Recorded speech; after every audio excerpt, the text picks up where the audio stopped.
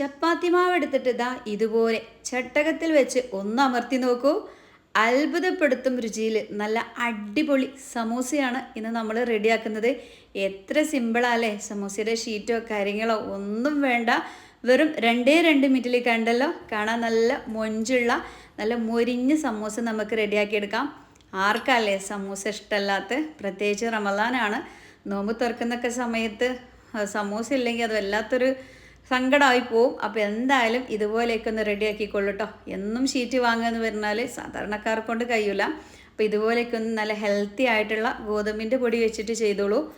ഞാനിത് അവിടെ 1 കപ്പ് ഗോതമ്പിൻ്റെ പൊടി എടുത്തിട്ടുണ്ട്. അതിലോട്ട് ആവശ്യത്തിനുള്ള ഉപ്പ് ചേർത്തിട്ട് ആദ്യം നമ്മൾ നന്നായിട്ടൊന്ന് മിക്സാക്കുക. അതിനുശേഷം 1.5 ടീസ്പൂൺ വെളിച്ചെണ്ണയോ അല്ലെങ്കിൽ സൺഫ്ലവർ ഓയിലോ നന്നായിട്ടൊന്ന് തിളപ്പിച്ചിട്ട് അതൊഴിച്ചു കൊടുക്കുകയാണ്.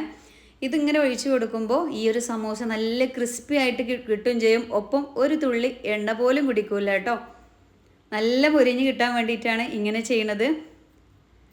എണ്ണ എല്ലായിടത്തേക്കും ഒന്ന് മിക്സ് ആക്കിയതിന് ശേഷം നമുക്ക് എന്ത് ചെയ്യുക, ചപ്പാത്തിക്കൊക്കെ നമ്മൾ മാവ് കുഴക്കുന്ന പോലെ കുറച്ച് പച്ചവെള്ളം എടുത്തിട്ട് കുറേശ്ശെ ഒഴിച്ച് കൊടുത്തിട്ട് നന്നായിട്ട് തന്നെ കുഴച്ചെടുക്കാം. അപ്പോൾ നമ്മുടെ ഈ ഒരു വീഡിയോ നിങ്ങൾക്ക് ഇഷ്ടമായി എന്നുണ്ടെങ്കിൽ എല്ലാവരും നമ്മുടെ വീഡിയോക്ക് ഒരു ലൈക്ക് ഒന്ന് തരണേ. നമ്മുടെ ഫാമിലിക്കും ഫ്രണ്ട്സിനും ഒക്കെ ഈ ഒരു വീഡിയോ ഒന്ന് ഷെയർ ചെയ്ത് കൊടുക്കാം. എല്ലാവർക്കും ഒത്തിരി യൂസ്ഫുൾ ആവും. ഒന്നാമത് നോമ്പൊക്കെയാണ് വരുന്നത്, എന്നും ഷീറ്റ് വാങ്ങാനൊന്നും കഴിയില്ല. പിന്നെ മൈദാമാവിൽ വെച്ചിട്ട് ഷീറ്റ് അത്ര ഹെൽത്തി അല്ല, അത് നമ്മളെ ആരോഗ്യത്തിന് ഒത്തിരി കേടാണ്. അപ്പോൾ ഇതുപോലെ നല്ല ആരോഗ്യത്തിന് ഗുണമുള്ള ഗോതമ്പിൻ്റെ പൊടി വെച്ചിട്ട് തന്നെ ചെയ്തോളൂ കേട്ടോ. എന്ന് കരുതിയിട്ട് ഒത്തിരി പരത്തുക അങ്ങനെയൊന്നുമില്ല.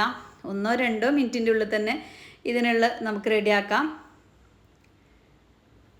ഞാനിത് നന്നായിട്ട് ആവശ്യത്തിനുള്ള വെള്ളം ഒഴിച്ചിട്ട് നന്നായിട്ടൊന്ന് കുഴച്ചെടുക്കുകയാണ്. ഒരുപാട് ലൂസായിട്ടല്ല, ഒരു നോർമൽ നമ്മൾ ചപ്പാത്തിക്ക് മാവ് കുഴക്കുമല്ലോ അതുപോലെ തന്നെ ആക്കിയെടുത്തോളൂ കേട്ടോ. ചെറിയ രീതിയിലൊന്ന് സോഫ്റ്റ് ആയിട്ട് കിട്ടണം. ഈ 1 കപ്പ് മാവിന് കൊണ്ട് തന്നെ ഏകദേശം ഒരു 15ഓളം സമൂസയൊക്കെ നമുക്ക് റെഡിയാക്കാനായിട്ടുണ്ടാവും. അത്യാവശ്യം നല്ല രീതിയിൽ തന്നെ ഒന്ന് സോഫ്റ്റ് ആക്കി എടുത്തിട്ടുണ്ട്. ഇനി നമുക്കിതൊന്ന് അടച്ചു വെക്കാം. അടച്ചു വെക്കണമെന്ന് നിർബന്ധമൊന്നുമില്ല. ഇതിലോട്ടുള്ള ഫില്ലിങ്സ് ഉണ്ടാക്കുന്ന ഒരു സമയം ഒന്ന് റെസ്റ്റ് ചെയ്യട്ടെ. അങ്ങനെ ആകുമ്പോൾ മാവ് ഒന്നുകൂടി സോഫ്റ്റായിട്ട് കിട്ടും. ഇനി നമ്മൾ ഇതിലേക്കുള്ള ഫില്ലിങ്സ് റെഡിയാക്കാനായിട്ട് ഞാനൊരു പാൻ ചൂടാക്കി അതിലോട്ട് 1 ടീസ്പൂൺ വെളിച്ചെണ്ണയാണ് ഒഴിക്കുന്നത്. വെളിച്ചെണ്ണ നന്നായിട്ട് ചൂടായിട്ട് വരുമ്പോൾ 1/2 ടീസ്പൂൺ നമ്മുടെ ചെറിയ ജീരകം ഉണ്ടല്ലോ അത് ചേർത്ത് കൊടുക്കുക. ചെറിയ ജീരകത്തിൻ്റെ സ്മെല്ല് പൊതുവെ എല്ലാവർക്കും ഇഷ്ടമാണ്. ഒപ്പം ആരോഗ്യത്തിന് വളരെ നല്ലതാണ് നമ്മുടെ ക്യൂമിൻ സീഡ്. അപ്പോൾ കയ്യിലുള്ളവർ ചേർത്ത് കൊടുക്കുക കേട്ടോ. പിന്നെ ഞാനിത് ഒരു വലിയുള്ളിയാണ് എടുത്തിട്ടുള്ളത്. അത് ഇതുപോലെ പൊടിയായിട്ട് അരിഞ്ഞത്, പൊടി പറഞ്ഞാൽ അത്ര പൊടിയൊന്നുമല്ല, ചെറുതായിട്ട് അരിഞ്ഞെടുത്തത് ചേർത്ത് കൊടുത്തിട്ടുണ്ട്. ആവശ്യത്തിനുള്ള ഉപ്പും നല്ല രീതിയിൽ തന്നെ ഒന്ന് ഇളക്കിയിട്ട് അതിൻ്റെ ആ ഒരു പച്ച സ്മെല്ലൊക്കെ ഒന്ന് മാറട്ടെ.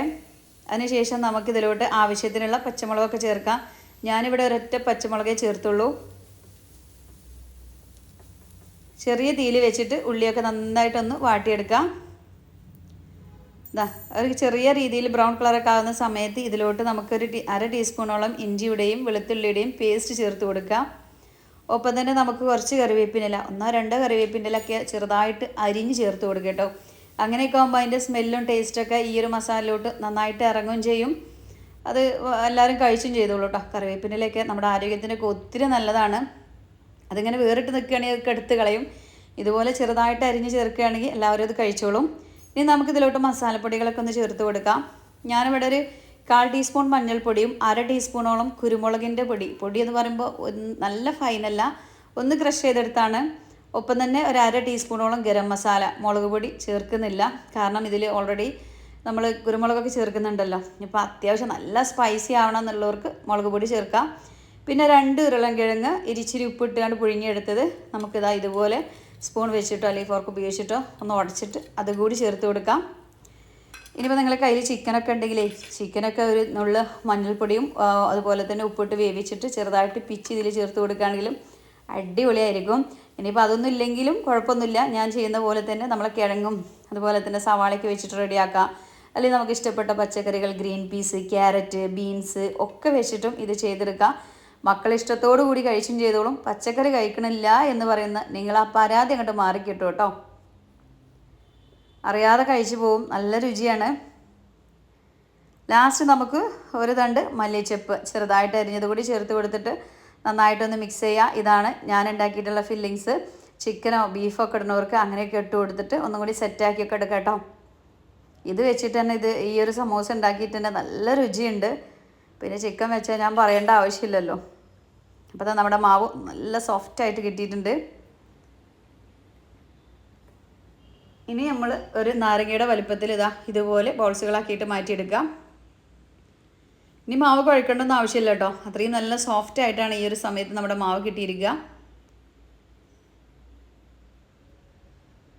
ഓരോരോ ബോൾസുകളാക്കി എടുക്കാം.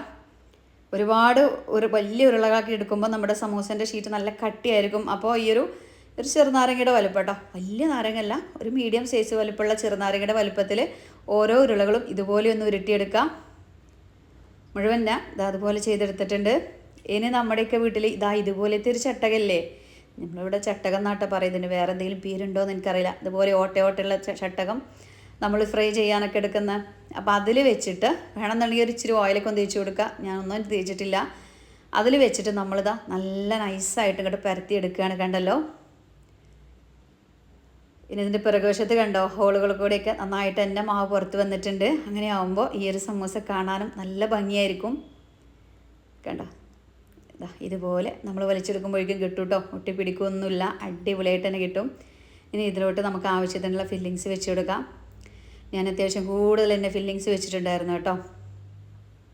പിന്നെ കുറച്ചീച്ച മതി എന്നുള്ളവർക്ക് അങ്ങനെയും ചെയ്യാം. എന്നിട്ട് ഇതുപോലെ ഒരു കോൺ രൂപത്തിൽ ഇതൊന്ന് മടക്കിയെടുക്കുക. ഇതുപോലെ ജസ്റ്റ് ഒട്ടിച്ചു കൊടുത്താൽ മതി. പക്ഷേ ഉണ്ടാക്കേണ്ട ആവശ്യമൊന്നുമില്ല. നമ്മൾ ഈ ഒരു ഗോതമ്പിൻ്റെ മാവിൽ നന്നായിട്ട് തന്നെ ഒട്ടിപ്പിടിക്കും. എണ്ണയിലിട്ടിടുമ്പോൾ വിട്ട് വരിക ഇതങ്ങനെയൊന്നുമില്ല കേട്ടോ, നല്ല അടിപൊളിയായിട്ട് തന്നെ കിട്ടും. ഇതുപോലെ ഒന്ന് മടക്കി കൊടുത്താൽ മാത്രം മതി. ചട്ടകത്തിൽ ഒട്ടിപ്പിടിക്കാന്ന് നിങ്ങൾക്ക് തോന്നുന്നുണ്ടെങ്കിൽ മാത്രം എണ്ണ തേച്ച് കൊടുക്കാം. ഇതിപ്പോൾ നല്ല ഷേപ്പിൽ നല്ല അടിപൊളി തന്നെ നമുക്ക് കിട്ടും കേട്ടോ. അപ്പം തന്നെ ഇതിൻ്റെ പുറമേയുള്ള ഈ ഒരു ഓരോരോ ഇതുണ്ടല്ലോ, കണ്ടോ, നല്ല മുള്ളു പോലെ അല്ലേ, കാണാനും നല്ല മൊഞ്ച് തന്നെയാണ്. നല്ല സൂപ്പറായിട്ട് തന്നെയാണ് നമുക്കിത് കിട്ടുക. നമ്മൾ സാധാരണ സമോസ കഴിക്കുന്നത് അതുപോലെ തന്നെയാണ് കേട്ടോ. നമ്മൾ കൈവച്ചിട്ട് പരത്തിയെടുക്കുന്ന സമയത്ത് ഒരു സൈഡിൽ മാത്രം പരത്താതെ എല്ലായിടത്തേക്കും ഒരുപോലെ നല്ല നൈസായിട്ട് തന്നെ പരത്തിയെടുക്കാനായിട്ട് നോക്കുക. ഇതുപോലെ നമ്മൾ ഈ സൈഡൊക്കെ മാത്രം എന്നാൽ ആ ഒരു സെൻറ്ററിൽ നടുഭാഗം മാത്രം കട്ടിയായിട്ടിരിക്കും. അപ്പം അങ്ങനെ ഇല്ലാതെ സെൻറ്ററിൽ നന്നായിട്ട് തന്നെ ഇതുപോലെ കൈവച്ചിട്ട് അമർത്തുമ്പോഴേക്കും നല്ല രീതിയിൽ തന്നെ അമർന്ന് കിട്ടും കേട്ടോ. ഹാർഡല്ല, നമ്മുടെ മാവ് അത്രയും സോഫ്റ്റാണ്. നമ്മളെ മൈദാമാവൊക്കെ തൊട്ട് ഇങ്ങനെ വലിച്ച പോലെ തന്നെ അത്രയും സോഫ്റ്റ് ആയിട്ടുള്ള മാവ് തന്നെയാണ് കേട്ടോ. എന്നിട്ട് ഇതുപോലെ ഒന്ന് മടക്കി കൊടുക്കുക. സിമ്പിൾ പരിപാടിയല്ലേ. ഈ ഒരു ഫില്ലിങ്സ് ഉണ്ടാക്കുന്ന ഒരു സമയം മാത്രമേ നമുക്ക് വരുള്ളൂ, ബാക്കിയൊക്കെ വളരെ എളുപ്പമാണ്. അപ്പോൾ റമളാൻ ആവുന്നവരെ കാത്തിക്കേണ്ട. ഇനിയിപ്പോൾ വലിയ ദിവസങ്ങളൊന്നുമില്ല, എന്നാലും നാളെയൊക്കെ മക്കളൊക്കെ സ്കൂളൊക്കെ വിട്ട് വരുന്ന സമയത്ത് ഈവനിങ്ങിലൊക്കെ നല്ലൊരു അടിപൊളി സ്നാക്കും നല്ലൊരു കട്ടൻ ചായയൊക്കെ മക്കൾക്ക് കൊടുക്കുക. ഒത്തിരി ഇഷ്ടമാവും. ഞാൻ പറഞ്ഞ പോലെ നല്ല ഹെൽത്തി ആയിട്ട് ഉണ്ടാക്കാനാണെന്നൊക്കെ ഇരുന്നെങ്കിൽ അത്യാവശ്യം പച്ചക്കറികളൊക്കെ കൂടുതലായിട്ട് ഇട്ട് കൊടുക്കുക. അതിൻ്റെ ഇടയിൽ 1-2 ചിക്കൻ പീസ് ഉണ്ടെങ്കിൽ ഒന്നും കൂടി അങ്ങോട്ട് കുശാലായി മക്കൾ ഇഷ്ടത്തോട് കൂടിയിട്ട് തന്നെ കഴിച്ചോളൂ കേട്ടോ. അപ്പോൾ ഞാനിതാ കുറച്ച് ഇതുപോലെ ഒന്ന് മടക്കിയെടുത്തിട്ടുണ്ട്. ഇതൊന്ന് ഫ്രൈ ചെയ്യാനായിട്ട് പോവുകയാണ്. അപ്പോൾ അതിന് വേണ്ടിയിട്ട് നമ്മുടെ കുഞ്ഞിച്ചട്ടി അടുപ്പിലോട്ട് വെച്ച് കൊടുത്തിട്ട് ആവശ്യത്തിന് ഓയിലോ വെളിച്ചെണ്ണയോ സൺഫ്ലവർ ഓയിലോ ഏതാണെന്ന് വെച്ചാൽ ഒഴിച്ചു കൊടുക്കുക. ഞാനിവിടെ പാം ഓയിലാട്ടോ എടുത്തിട്ടുള്ളത്. ഓയിൽ നന്നായിട്ട് ചൂടായി വരട്ടെ. ഞാൻ പറഞ്ഞ പോലെ ഒരു തുള്ളി എണ്ണ പോലും കുടിക്കൂല കേട്ടോ എന്ന് കരുതിയിട്ട് നല്ല ഹാർഡായിട്ടല്ല നിൽക്കുക. ഉൾഭാഗം നല്ല സോഫ്റ്റ് ഫില്ലിങ്സും പുറമേ നല്ല ക്രിസ്പി ആയിട്ടായിരിക്കും ഈ ഒരു സമൂസ നമുക്ക് കിട്ടുക. പിന്നെ ഗോതമ്പൊടി കൊണ്ടാണല്ലോ, നല്ല ഹെൽത്തിയാണ്. അപ്പോൾ തീർച്ചയായിട്ടും നിങ്ങൾ ചെയ്ത് നോക്കുക.